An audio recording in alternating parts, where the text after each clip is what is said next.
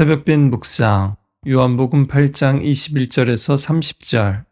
인생은 나그네 길 어디서 왔다가 어디로 가는가. 페이준의 하숙생의 가사입니다.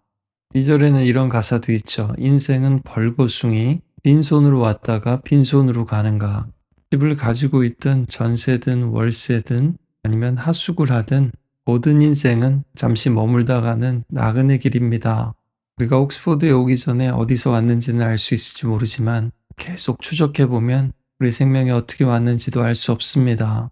또 우리의 미래에 대해서 어디로 갈지 아는 사람도 아무도 없습니다. 하지만 모든 사람들이 미래에 대해서 확실히 알고 있는 것도 있습니다. 결국 그 누구도 죽음을 피할 수 없고 이 땅에서의 생명이 끝나면 우리 육신은 흙으로 돌아가게 될 거라는 것을요. 그래서 오늘 예수님께서도 너희가 너희 죄 가운데서 죽을 것이다 라고 말씀하십니다.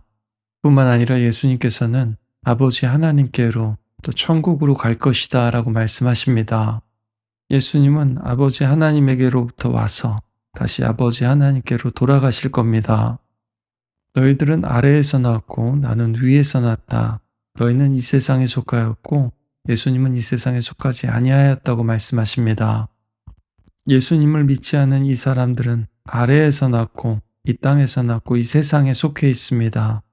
이 세상은 빛이 왔는데도 빛을 거부하고 은혜를 거부하는 악한 세상입니다.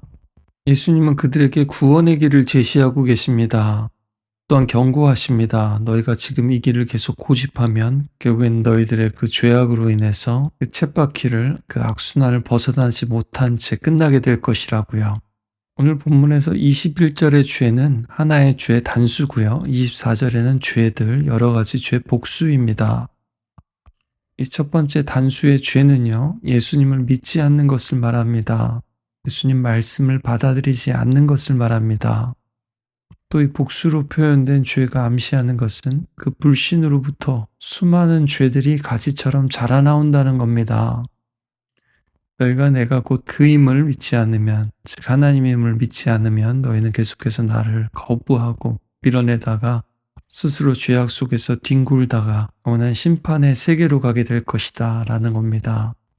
그랬더니 사람들이 또 오해를 합니다. 내가 가는 곳에 너희가 오지 못하리라 하니 그가 자결을 하려고 하는가. 예수님이 떠나신다라는 것은 십자가와 부활과 승천을 통해서 아버지께로 돌아간다라는 것인데 예수님이 그저 어떻게 죽게 될 것인가 정도로 이해하는 겁니다. 이것은 어떻게 보면 반은 맞는 말입니다. 왜냐하면 예수님께서 많은 사람들을 위해서 스스로의 목숨을 내려놓으시기 때문이죠. 7장에서는 예수가 헬라인들에게 가려나 했고요. 11장에서는 가야바가 한 사람이 죽어야 민족이 산다면 그게 낫다라고 하죠. 그들은 그 참된 의미를 알지 못한 채 진실을 말하기도 합니다. 우리도 그렇습니다. 예수님에 대해서든 우리 자신에 대해서든 미래에 대해서든 우리는 절반의 진실만 붙잡고 나머지는 놓쳐버릴 때가 너무나 많습니다. 그러나 예수님은 그것 가지고는 안 된다고 하십니다. 내가 그인 줄 믿지 아니하면 너희가 죄 가운데 죽으리라. 죄 가운데 뒹굴다가 죽으면 당연히 그 죄에 대한 심판의 장소로 갑니다. 그러나 죄를 용서함 받고 또 죄를 이기면 죄가 없는 거룩한 곳 천국으로 갑니다. 그러나 우리는 우리의 죄를 지울 수도 없고 이길 수도 없습니다. 그것을 위해서 이 땅에 오신 분이 바로 우리 예수님이십니다. 예수님은 위에서 나신 분이고 니고데모에게 말씀하신 것처럼 우리도 위에서 나고 또 거듭나야 됩니다. 하나님 아버지에게서 나고 하나님 아버지를 전적으로 의지하고 하나님과의 깊은 관계 속에 머물고 또 함께하는 것을 말합니다. 그러나 땅에 속한 사람, 아래에서 난 사람은 이 세상의 논리를 따라서 더 움켜쥐고 더 비교하고 원하는 대로 되지 않으면 불안해합니다. 그게 죄악 가운데 뒹구는 사람들의 모습입니다. 그러니 같은 곳에서 같은 말씀을 들어도 이해하지를 못합니다. 그리고 오히려 예수님께 당신은 누구냐 하고 묻습니다. 예수님이 도대체 누구신가? 이 질문 앞에 우리가 어떤 답을 하느냐가 지금 이 땅에서의 삶과 영원한 생명을 결정합니다.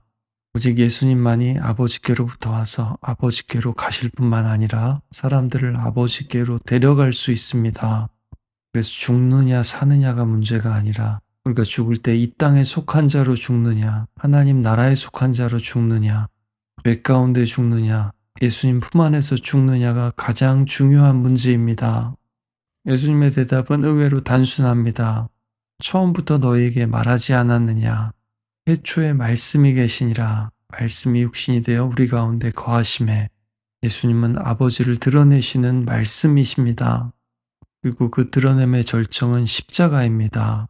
너희가 인자를 든 후에야 내가 그인 줄 알리라고 하시죠. 예수님께서 십자가에 매달려 올려지실 때가 바로 영광을 받으실 때, 우리를 구원하실 때가 될 겁니다. 인간의 관점에서는 예수님을 버리고 죽이는 사건인데, 하나님의 관점에서는 아들의 정체가, 그리고 우리 하나님이 어떤 분이신지, 하나님의 구원이 어떤지 가장 선명하게 드러나는 사건입니다. 그래서 믿음은 결국 십자가 앞에서 결정됩니다. 29절에서는 나를 보내신 이가 나와 함께 하시도다. 나는 항상 그가 기뻐하시는 일을 행함으로 나를 혼자 두지 아니하셨다고 하십니다. 이후 예수님께서 재판을 받으실 때 골고다 언덕에서 예수님은 혼자인 것 같았지만 절대로 혼자가 아니셨습니다. 오늘 예수님의 말씀을 들은 많은 사람들이 예수님을 믿게 됩니다. 그러나 예수님이 말씀하신 대로 그 믿음이 진짜인지는 십자가 앞에서 판명 날 겁니다. 우리의 믿음도 마찬가지입니다. 잘 되고 잘 나가고 문제가 없을 때가 아니라 고난받고 억울하고 이해가 되지 않을 때 십자가를 거부할지 받아들일지 결정해야 될 때 결국 드러나게 될 겁니다. 그리고 그때에도 결국 오늘도 예수님이 다시 한번 강조하신 것처럼 태초부터 계속 말씀해 오신, 지금도 부지런히 가르치시고 말씀하고 계신 예수님의 말씀을 기억하는지 그렇지 않은지에 따라 판가름 나게 될 겁니다. 세상에서 들려오는 가짜 구원의 메시지와 욕망을 부추기는 소리들의 귀를 기울일 것인지, 위에서 들려온 목소리, 예수님의 음성, 지금도 예수님의 말씀을 기억나게 하고 생각나게 하시는 그 성령님의 음성에 귀 기울일 것인지에 우리가 어디로 가게 될지가 달려 있습니다. 오늘 함께 기도할 때에 주님, 제가 죄들 가운데 죽지 않게 하소서, 예수 안에서 죽고 예수 안에서 다시 살게 하소서, 예수 믿고 구원받게 하소서, 예수 믿고 끝까지 승리하게 하소서 간구하며 나아갑시다. 그리고 어디로 와서 어디로 가는지 모르는 우리의 인생, 하나님 다음 스텝을 인도해 주십시오.